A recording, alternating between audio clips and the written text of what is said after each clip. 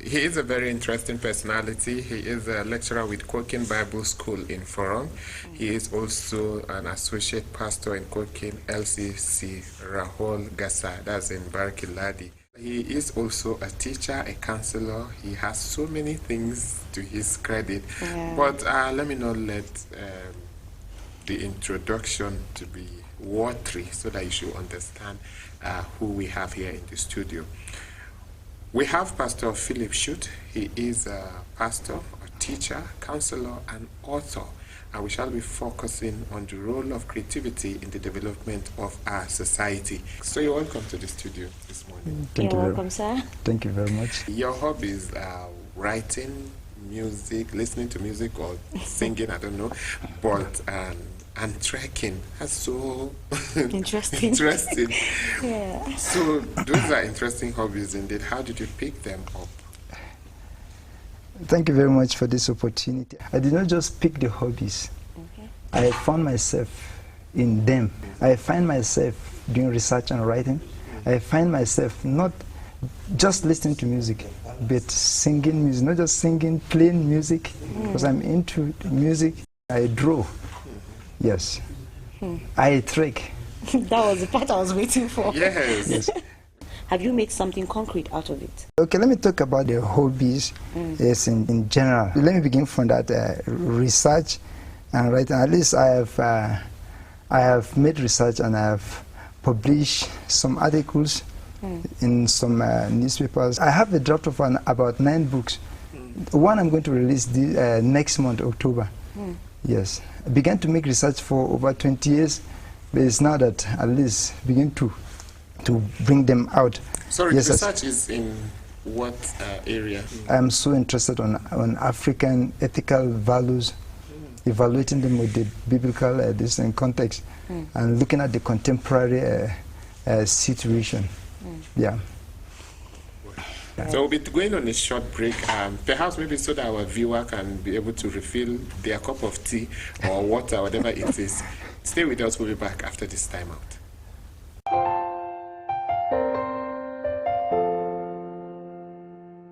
My brother, my sister, papa, mama, and pikin. Corona, no big pass us. We go fight time, we go win. As long as we remember to always do the right thing. Wash your hands, love each other, we go win. Oh. Corona, na the virus, we dey worry human being. E no get Lego, but e dey waka from person to person. But we fit beat time, we fit stop am if we maintain good hygiene and practice social distancing. We go win. No shaking hands with your neighbor. Blow them a kiss from afar. Use soap and water to wage war. Let's show this thing who we are. We are special, we're courageous, we are awesome human beings. We dey super, we get power, we can conquer anything. If we hear word and obey laws and exercise discipline. Wash your hands, love each other, we go win. If it be like say you know well, like it's something they do you, and you feel say, you believe say, you get to see they do you, and your body no grisogy, like it's something they do you. No let panic finish you, you go win. Self-isolate for the sake of all the people that you love. Don't go around spreading rumors, 'cause fake news won't help anyone. You are special, you're courageous, you're a caged human being.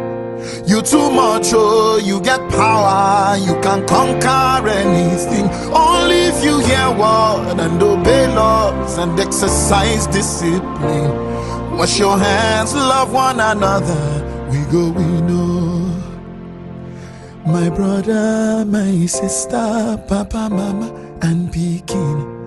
COVID-19, no big pass, we go fight and we go win. Just as long as we remember to always do the right thing. Wash your hands, love each other.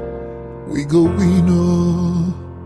It's good to know you're still with us on the show this beautiful morning. Remember, this show comes to you every Mondays, Wednesdays, and Fridays from the hours of 7 to 9 a.m. each of these days. Now we have a guest in the house, and we've been talking with Pastor Philip Schutt.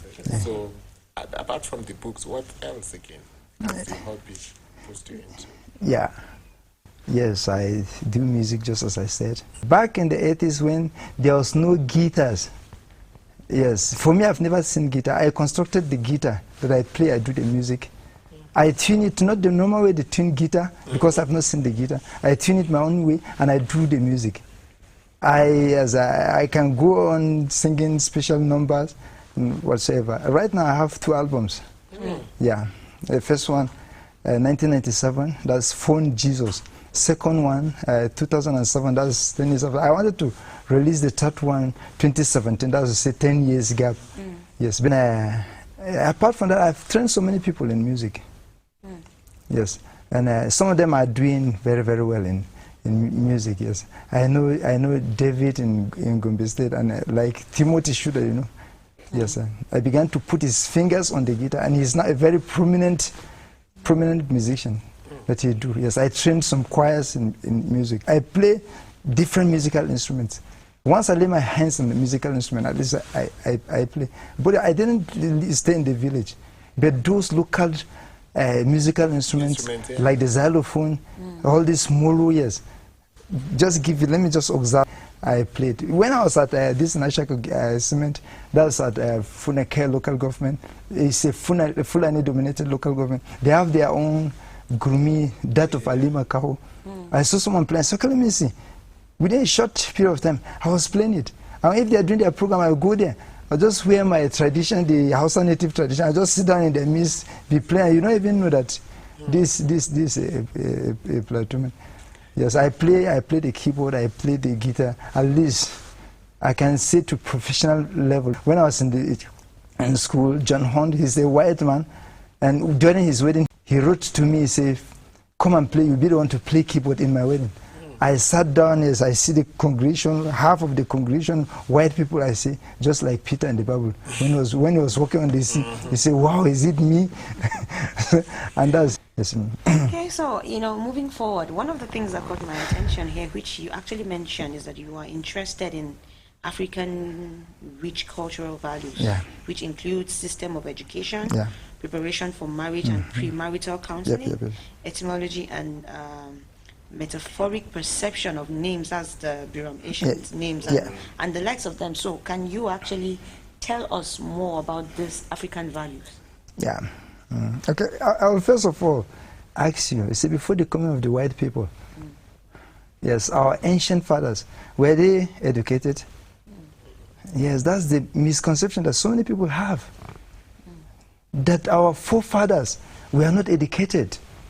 So the white people came and educate our forefathers. But it's not like that, because our forefathers were educated.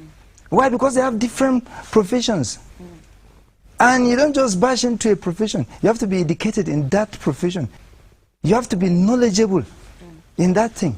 No one says education. What is education?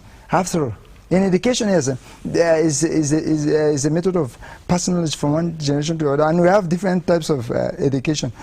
We have the formal education, the non-formal and the informal education. The formal education has to do with you pass through a school. The non-formal, yes, is a system, just like here we're doing this broadcast. People are watching. At least we're educating them. That one, there is no certificate. What about the informal? The informal is education by observation. That's the kind of education that our forefathers do. Somebody is a hunter. By the time he's going for hunting, yes, this is a child that is trying to groom for hunting. Just say, okay, follow me. They go there, hold my bag. And that child is observing. The next thing, at least he's sending for what we call ITF, field service. As I'm going this way, okay, you go that direction. By the time they come back, then they evaluate. How did it go? The next thing, that person is graduated, then he begin to go. We have different technologies. That's in Africa. When I talk of African technology, we are here in the TV doing our broadcast. Yes, people are watching us, and yes, but they cannot harm us. The African technology is even more versatile that maybe somebody is missing. They want to just get water from the calabash and just by the time they mention the name of that person, okay, that person will go there. That water is this guy's. But this technology, what are the things that make it to come? But the only things that we spiritualize and say, no, their own is spiritism. And the reason is because we have no written edition at least to make it to make it. All this are education. Our parents do that a lot. They have their surgical doctors. They have doctors in terms of medicine. They even do surgery. If a woman wants to deliver, she didn't deliver, they will cut, remove the child, and they sew it. Maybe they put this in kajinjiri, boil it in water to remove all the poison. At least the educated know that kajinjiri has poison. To put it in water to remove the poison. Is it not education? And that's just the thing. So, any other person that is passing through that form of education is education by observation. So our parents, let me tell you, they're even more educated than we are. Well, it's good to know that, and just like you earlier said, I'm sure a lot of people are going to learn one or two things from you. But all these are in ancient perspective. Can you attempt an evaluation of the modern aspect of the African rich cultural values as to our present situation? Yeah. The prison is supposed to be more educated than the former. Yeah, but the unfortunate thing, let me quote the statement of Mbiti. Yes, Mbiti, who said Africans are suffering from a disease called schizophrenia. What is schizophrenia? Not in touch with reality. We are not ourselves Africans, and we are not Western. Yes, that's like Chino Achebe wrote. He said things fall apart. We are falling apart from that culture, and we didn't stick to the Western culture. The Western. And I want to talk of globalization because, like the Western talk about globalization. Is it globalization or Americanization? Or is it globalization or Westernization? When I say global, I say the world has become a global village of which, yes, as we come together, we are one. We take the good from Africa, the good from the West, take the good from all over, remove all the bad ones. Remove the bad ones, remove the bad ones, and you fuse, you make up, yes, a global world. But what is going on is that we try to copy and paste. We copy there from the West, coming to Africa, trying to paste, which is a very, very big problem. And let me talk in terms of of marriage. Like you can see somebody is in the church, we suffer. Some people say, when you get married, there's not a church marriage, they say, I married in the traditional way. And when you evaluate it, you see, he did not even marry in the traditional way. Because in the traditional way, there is, at least there's a system, a process that you have to follow before you get married. Maybe in this new generation, maybe because of your loss, you just pick a lady, you run away with the lady, or you went, you impregnated the lady, then they send just as a plateau culture that once you impregnate a girl, or you sleep with the girl, just you have defiled the girl, so who will marry her again? Just take it. When I was there in Gombe, their culture is a little bit different. Because I want to say, how will you dare touch this girl? So because of that, you dare not go close to that girl again. You have to pay a very heavy sum of penalty. Yes, I get in the point. Yes, but for instance, I got married in the traditional way because he ran away with the girl, maybe because he defiled. That is not traditional marriage. Traditional marriage, at least you come down, you sit and they cancel you, you follow some steps, you follow some instance, and there you have to be certified. For the man, it is the man that says, yes, this man is equal to the tax. For the girl, it is the mother. Me in the situation where I discover she's not up to the task of getting married. She cannot do what the mother can do because the mother has to observe the kind of pot that she can carry water on. That girl is able to do. The way she cooks, that's the way the lady cooks exactly. The way archer she pound, that same major, that you say yes. But before then, anybody can say, just hold on, she's not ready. And for that man, when you talk about preparing and counseling, just at least they have to see that that man is matured. And that maturity takes different fold. Physically, he has to be matured. Economically, yes, he has to be matured. Emotionally, too, he has to be matured. And sometimes a misunderstanding in African culture say Africans take women as they are nothing, they beat them at any time. That's not even African. Even in the ancient, if your father beats his wife, by the time you go to look for a wife to marry, they will not even give you. If your mother is rude to her husband, by the time you, the lady, want to marry, you don't get a person to marry because say yes, this is how it's beating chaos in the family is not African culture. And that's the thing. They will expect at least that person go into that emotional maturity, physical maturity, even economically, you can be able to cater for the family, you can be able to defend the family, you can be able to stand as a security guard to the family, so nobody can enter the family and molest you, and molest your family anyhow. By the time you reach that stage, that's when I say yes, you are equal to the tax and you can go ahead and get married. But for now, people just jump into marriage. That's the reason why high level of divorcees, marrying and remarrying and whatsoever. This is fact is allowed in the African context, but is as of old it was so rare. Now, when you look at the cultural values we talk about, in one of the things I saw how you are interested, especially when you talk about the Beroms names. I know that presently we've started seeing names, some beautiful names, some meaningful Beroms names. I know it's not only in the Beroms culture, there are a lot of cultures that names, they give names to things that they are not even aware. And I know that even in the biblical times, like Jabez have to protest his name at some point. So what have you done so far concerning this ideology of giving names that mean nothing? I know, like in the Beroms culture, I know that then there are names that were given as the names of animals. And now we have names that you cherish people, you call them. We have the Zere, we have the Tislo, and all that, unlike those days. What have your book done so far to change the perspective of this? Because you know it that very well. People are very, very difficult. Once they hold on to something, it's very difficult for them to change. How have you been able to, through your books, to change this narrative? Let me put it this way. Nowadays, we go to school. Yes. But our parents, our forefathers are educated. And even without going to school. So I believe they cannot make mistake, even putting names using like the Beroms names as they use animals. And nowadays, people are just changing, running away, especially like the Beroms. Let me speak to the Beroms people. Yes, you need to appreciate God because the Beroms are so rich in figurative expression. They use figures of speech to talk a lot. Even in their names, they use metaphor.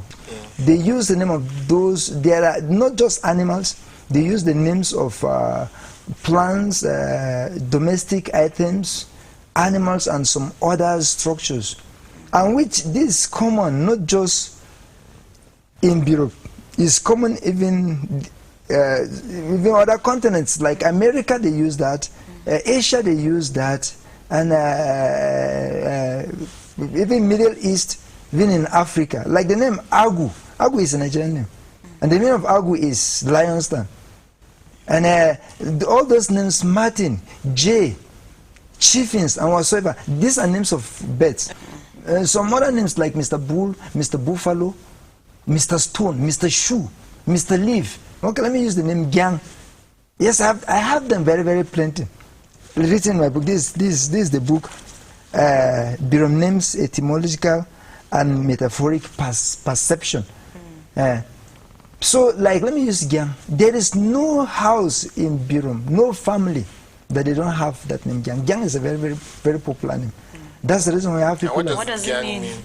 The meaning of Gyang is buffalo.